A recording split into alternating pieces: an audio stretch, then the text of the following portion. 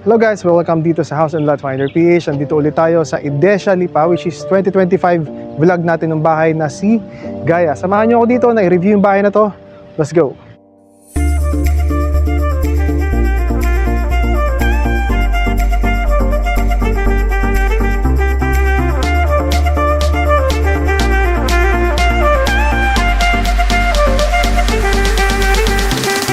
Look at those palm trees, damn!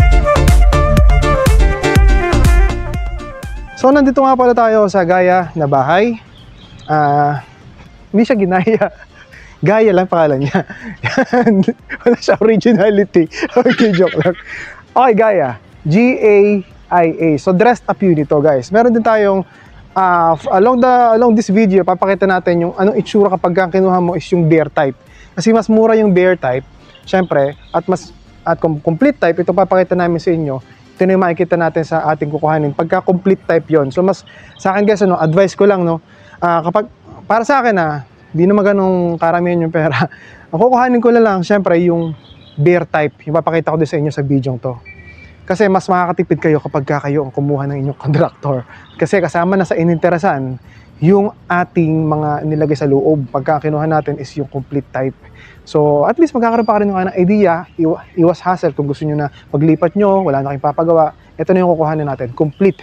Although, yun nga, along the way, papakita ko rin sa inyo guys yung ating bear type. So, ngayon, meron tayo ditong 63 square meter na floor area. Hatiin natin sa up and down yon. Hatiin natin yon. And then, the overall minimum space is 100 square meter lot. So, we've got here a decent space for our big cars. Ayan. Meron tayong design.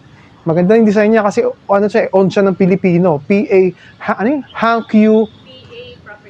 Properties, Hankyu Hanshin, pinagsama ng Pinoy at saka Japanese owned itong Idesha. So tara guys, ayoko nang patagalin to, no?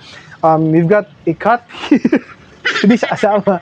Pero yun nga, ito yung design ng ating bahay. So meron tayong space dito. Yan. Hello, gising ka muna. Hindi. Okay lang siya dyan. So ito yung space natin dito. Meron tayong space for our gardening. Okay lang, mamaya pa yan.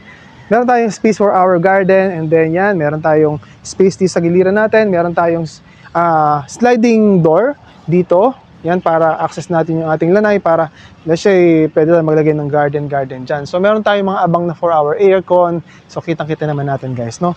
Okay, dito naman tayo sa likod ng bahay, in which, ito kasing bahay nito is 360, may bintana. Ito yung pagkakaiba natin sa Thalia. Ang Thalia, single attached. Kasi single siya pero halos naka-attach siya dun sa lote ng kabilang lote. Ito, 360 may lote ka. Yung pagkakaiba ng ating single, detached. Alright? So we've got windows here. Meron tayong door dito. And decent space for our garden. Dito natin ilalagay yung ating mga dirty kitchen, garden, or ang ating siguro kubo or laundry. So usually ganun lang gagawin natin dito. We've got a 2 aircons here. Hindi kasama yan pero pwedeng isama natin yan kapag nakapasok tayo sa promo. Sa akin lang yun, kay maingay ha. So yan, meron tayo ditong window, pakita natin yung mamaya sa loob ng bahay. So 360, meron tayong lote, yun ang kagandahan ng Gaia. Okay? So we've got, meron tayong mga promo ngayon dito sa Gaia. Ngayon 2025 ng April. Okay, April pa ba? Oo, April nga. Okay, pasukin na natin ngayon yung ating Gaia model house. So yan, napaka-maliwalas, no? Ito yung pinakamalaking bahay nila dito sa Idesha Lipa. Guys, nga pala, location ng Idesha Lipa is napakaganda kasi located to sa tabi mismo ng highway, sa tabi ng bypass road. Pupunta ka ng Batangas, pupunta ka ng Maynila, wala ng traffic, exit ka ng Balete, wala pong traffic dito. Kaya pag naririnig nyo, pag sinasabi natin, oy, traffic dyan sa Lipa, hindi po dito sa Idesha Lipa. Kasi paglabas mo nga is bypass road, diretso ka na agad ng mga exit or entrance ng ating mga startup. So dito yung ating living area, pinturado na. Papakita ko sa inyo kung anong itsura ng part na to sa ating bear unit.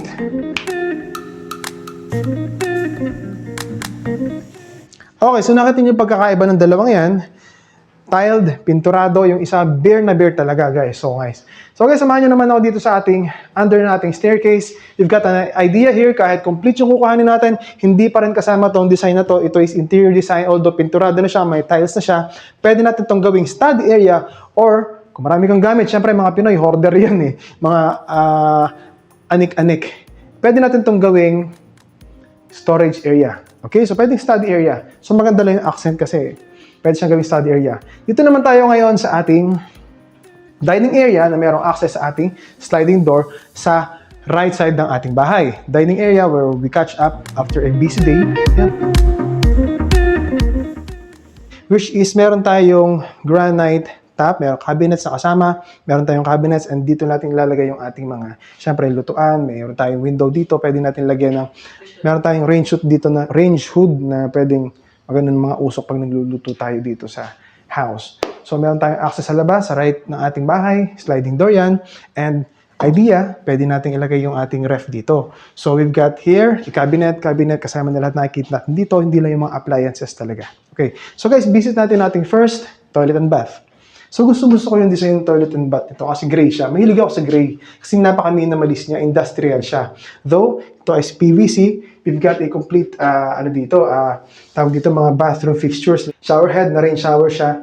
At pakita ko sa inyo anong itsura kapag beer type yung kinuha natin. Ito guys.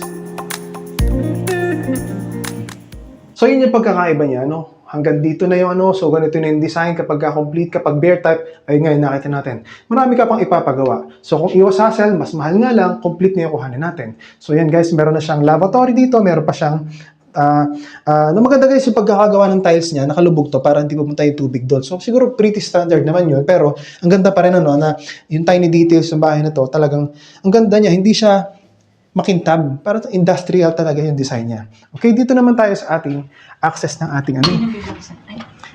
ating likod ng bahay, sa tagiliran ng bahay natin. So, pwede ka dito maglagay ng garden. Yan, pwede ka maglagay mga laro-laro ng bata, barbecue, di ba? So, yun nga. Samahan nyo naman ako guys sa taas. We've got here a cemented staircase, winding staircase. Meron tayong metal railings dito na pininturahan ng ating wooden style para okay na okay siya kahit bakal siya, para siyang wooden. So yun nga, wooden stairs, or cemented staircase na nakatile na siya.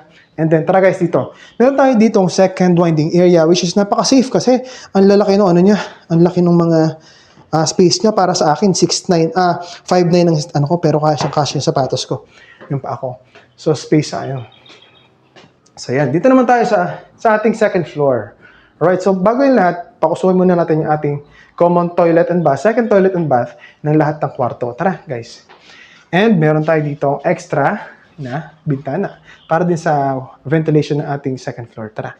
So, yun nga. Complete bathroom fixtures, tiled hanggang taas. Meron ng kisame, meron tayong bathroom fixtures, kompleto ng lavatory, cabinet, meron tayong toilet bowl. Kompleto na po dito sa complete. So, ipakita ko na rin sa inyo guys kapag beer ang kinuha natin. So, ito yan.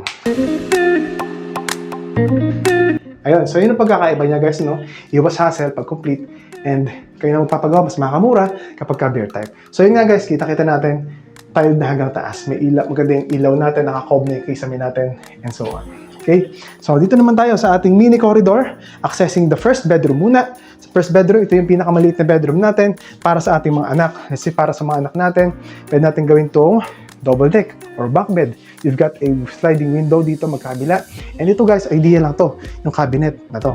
Alright? So ngayon guys, hindi kasama yung cabinet na yan. Pero syempre, kapag sa akin kayo nag-reserve, kasama na natin yan. Ako nang bahala sa mga cabinet sa bahay. Okay? Okay ba yan? So ngayon, tingnan man natin yung ating second bedroom. Which is, ito yung same size lang din ng ating first bedroom.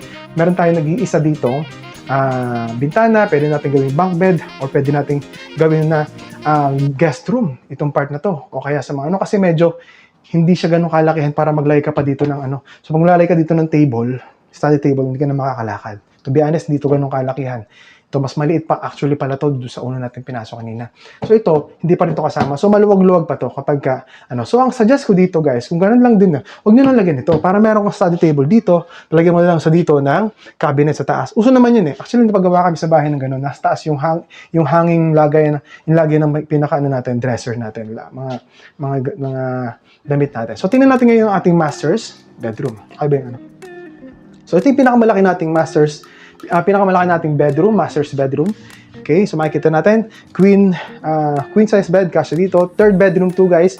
We've got a window here, sliding window there, and we've got a cabinet na hindi pa rin kasama. Pero syempre nga, pag sa group namin kayo kumuha ng bahay, pwede natin i-freebie yan. Pag-usapan natin yan guys, no? Okay, so, pinakapaborito kong part ng house is yung ating ayan. Yan. Ito yung pinakapaborito kong part ng ating bahay. So, pwede ka mag-chill dito, mag-workout, jamming with friends. Napakaliwalas dito. Guys, ang Lipa kasi, pinaka-third highest city yan dito sa Pilipinas. Baguio, tapos Tagaytay. Kaya malamig dito. Lipa. Malamig dito. Accessible mo lahat. Malapit lang, minutes lang sa SM, sa Startol, sa lahat ng mga amusement dito sa Lipa, Batangas. Okay.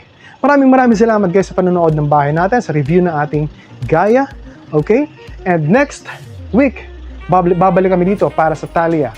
Okay? So, my name is Justin Rieta. Welcome dito sa House and Lot Finder PH. Thank you for watching. See you again in our next video. Let's go. Okay?